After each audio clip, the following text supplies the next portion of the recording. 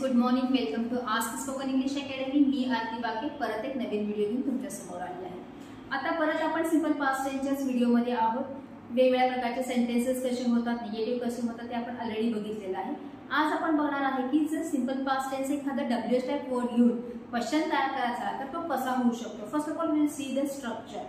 Structure करत असताना स्टार्टिंगला डब्ल्यूचे जे काही वर्ड्स आहेत, डब्ल्यूने सुरू होणार आहे. यू नो व्हेरी वेल. पहिला जसं आपण फाउंडेशन पासून बघत आलेलो आहोत की डब्ल्यूचे टाइप वर्ड्स कोणते आहेत, त्यांचा वापर कसा केला जातो, त्याचा अर्थ कसा होतो आणि त्याचं एक्झॅक्टली उत्तर पण काय असायला पाहिजे. तुम्ही आपले डब्ल्यूएच टाइपचे जे काही व्हिडिओज आहेत तुम्ही अजून एकदा बघू शकता. तुम्हाला वर्ड्स ही समजतील, त्याचे अर्थ समजतील आणि सगळ्यात महत्त्वाचं त्याचं उत्तर काय असू शकतं हे सुद्धा समजून जाईल. तो स्टार्टिंगचा जो वर्ड असणार आहे तो आहे डब्ल्यूएच टाइपचा. त्याच्यानंतर डीड हे हेल्पिंग वर्ब येणार आहे. त्याच्यानंतर सब्जेक्ट येईल. As we have used did आपल्याला first form of the verb use करायचा आहे. ओ किंवा सी. ओ म्हणजे ऑब्जेक्ट, सी म्हणजे कॉम्प्लिमेंट. ऑलरेडी ओचा आपण एक सेपरेट व्हिडिओ बघितलेला आहे. ऑब्जेक्ट कसा प्रकारचा असतो, तो हुडकायचा कसा, कॉम्प्लिमेंट म्हणजे काय आणि तो वाक्यामध्ये कशा प्रकारे वापरला जातो आणि त्या वाक्यातला कॉम्प्लिमेंट हुडकायचा कसा हे सुद्धा आपण सेपरेट व्हिडिओमध्ये बघितले. You can check that. आणि कंपल्सरी लास्टला क्वेश्चन मार्क येणार आहे कारण आपण क्वेश्चन्स करत आहोत. हे आहे डब्ल्यूएच टाइप क्वेश्चन तयार करण्याचं सूत्र. इवन सम सेंटेन्सेस मध्ये आपण इन्स्टेड ऑफ डीड आणि V1 न घेता डब्ल्यूएच नंतर डायरेक्टली V घेतला आणि मग येस ओ किंवा सी क्वेश्चन मार्क घेतला तरीही चालतो. प्रत्येक वेळेस डीड प्लस V1च यायला पाहिजे असं नाही. सम सेंटेन्सेस, सम क्वेश्चन्स मध्ये आपण V2 सुद्धा डायरेक्टली घेऊ शकतो, जे आपण ह्याच्यामध्ये बघणारच आहोत. सो सम सेंटेन्सेस जे आपण यूज करू शकतो, क्वेश्चन्स कसे तयार होतात, कशा प्रकारचा अर्थ होतो, त्याचे काही एक्झाम्पल्स आज आपण बघणार आहोत. When did you buy this shirt? ह्याच्यामध्ये WH चा when हा शब्द यूज केलेला आहे. स्ट्रक्चर प्रमाणे WH वर्ड नंतर did यूज केलेला आहे. त्याच्यानंतर S म्हणजे सब्जेक्ट यू घेतलेला आहे and the first form of the verb bye घेतलेला आहे. नंतर ऑब्जेक्ट आणि क्वेश्चन मार्क. तू हा शर्ट कधी खरेदी केला. Why didn't you tell me about accident? Accident बद्दल तुम्हाला का सांगितलं नाही. आता इथे निगेटिव्ह क्वेश्चन्स केलेला आहे त्यामुळे आपण did ला NT डिडंट केलेला आहे. अदरवाइज तुम्ही why did you not tell me म्हटलं तरी चालेल. तू ऍक्सिडेंट बद्दल मला का सांगितलं नाही. वाय यूज केलेला आहे, का त्याचा अर्थ असा. What exactly happened yesterday. आताच म्हटलं होतं जर तुम्हाला डीड आणि V1 नको असेल तर we can use directly V2. Exactly काल काय घडलं किंवा काल काय झालं या अर्थाने वापरलं जाणार आहे.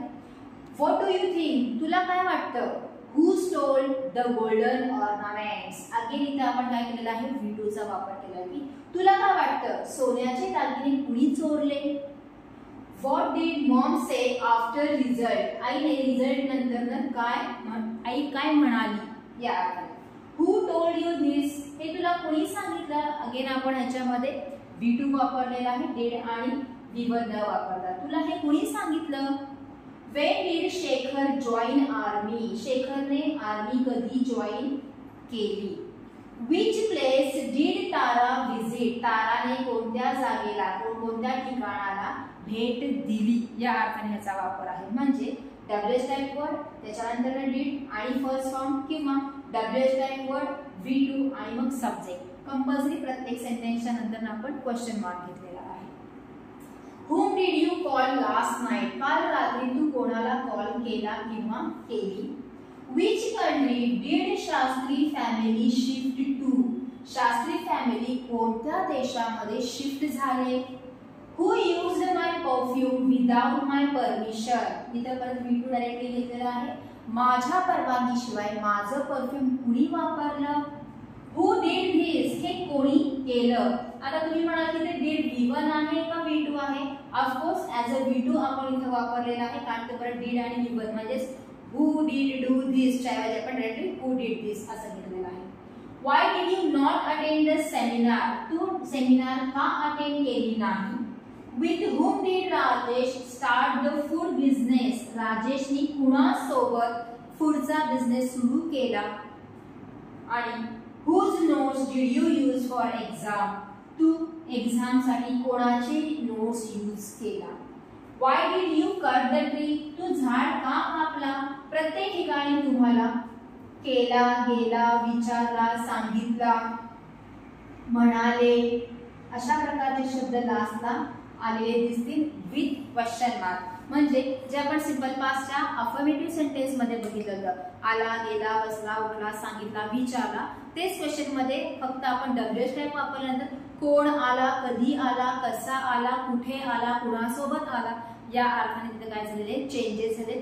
Due to that WH type word, फक्त WH टाईप वर्ड ऍड केल्यामुळे तो क्वेश्चन काय झालेला आहे वेगळ्या पद्धतीने वापरण्यात आलेला आहे. असं दिवसभर आपण खूप सारा जे काही कन्व्हर्सेशन करत असतो with our family members, with our friends, with our relatives किंवा ओव्हर द फोन, तेव्हा आपण प्रत्येक वेळेस अफर्मेटिव्हच बोलतो असं नाही. समटाइम्स आपण निगेटिव्ह बोलत असतो, कधी क्वेश्चन्स करतो, इव्हन आपण भरपूर सारे WH टाईप क्वेश्चन सुद्धा विचारत असतो. ते सेंटेन्सेस जर सिंपल पास्टचा वापर झाले कसे होऊ शकतात तर ते आज आपण या व्हिडिओमध्ये बघितले. तुम्ही दिवसभर जे जे काही प्रश्न विचारता किंवा प्रश्न ऐकता कोणाकडून तरी ते सिंपल पास्ट टेन्सचे आहेत का बघा, ते मराठीमध्ये लिहून काढा, त्याचा इंग्लिशमध्ये करण्याचा प्रयत्न करा. ऑलरेडी मी तुम्हाला फॉर्म्युला दिलेला आहे की एखादा क्वेश्चन WH टाईपचा कसा तयार होतो त्या स्ट्रक्चरमध्ये त्यांना बसवा आणि त्याचा वापर तुमच्या बोलीभाषेमध्ये करण्याचा प्रयत्न करा. So this is for today. Thank you.